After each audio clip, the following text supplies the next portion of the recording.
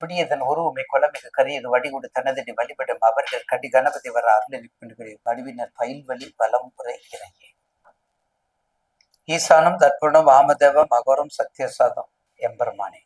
பஞ்சாட்சர மூர்த்தியினுடைய ஈஸ்வரனுடைய திருவடியை வணங்கியும் ஈஸ்வர பட்டம் பெற்ற எப்போதும் தர்மத்தின் வழியே பின்பற்றுபவர்களுக்கு அருள கொடுக்கக்கூடிய அண்ணல் சனீஸ்வரனுடைய வாக்கிய பஞ்சாங்க பிரகாரம் 6/3/2026 கும்பத்திலிருந்து மீனத்துக்கு பயணிக்கிறார் ரிஷபராசி.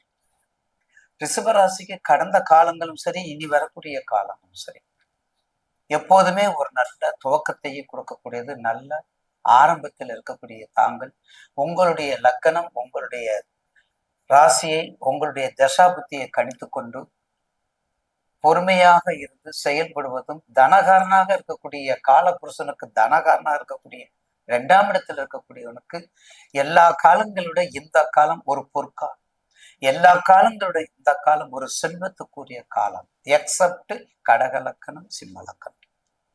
இந்த லக்னாதிபதிக்கு அவங்க 2 பேருமே அவங்க ராசிக்கு அவங்க 3க்கு 4க்கு உரியவங்களா இருந்தாலும் அது பாவிகள், அவங்க பகைக்கு உரியவங்க, தொடர்புக்கு ஒன்றோட ஒன்று வெட்டி கொள்ளக்கூடியவர்கள், தொட்டு கொள்ள மாட்டார்கள். அதனால ரிஷபராசி நேயர்களுக்கு உங்களுடைய சுய ஜாதகத்தை எடுத்துக்கொண்டு, வயதை பற்றி எடுத்துக்கொண்டு, எத்தனாவது சுற்று ஈஸ்வரன் வருகிறார் என்பதை எடுத்துக்கொண்டு தர்ம கர்மாதிபதி யோகமாக இருக்கின்றது.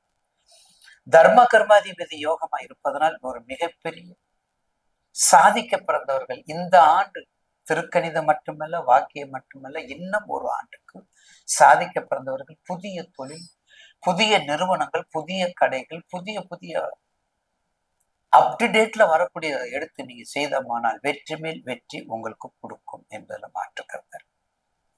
கிருத்திகை, ரோகிணி, மிருகசீர நட்சத்திரக்காரவங்கள் கண்டிப்பாக அம்பிகை வழிபாடும் உமா மகேஸ்வர தோத்திரத்தை படிங்க, அம்பிகை வழிபாடு செய்யுங்க. வெற்றி மேல் வெற்றி உங்களுக்கு உண்டு. ஏன்னா உங்கள் ராசிக்கு குரு 2, உங்க ராசிக்கு 11 லாபாதிபதி சனி, 10ல ராகு. அதாவது எல்லாருமே நீக்கமர நிறைந்திருக்கிறாங்க. அப்ப வெற்றி மேல் வெற்றி உண்டு என்ற மாற்று கருத்தில் உங்களுக்கு 50% உண்டு. வாழ்த்துக்கள்.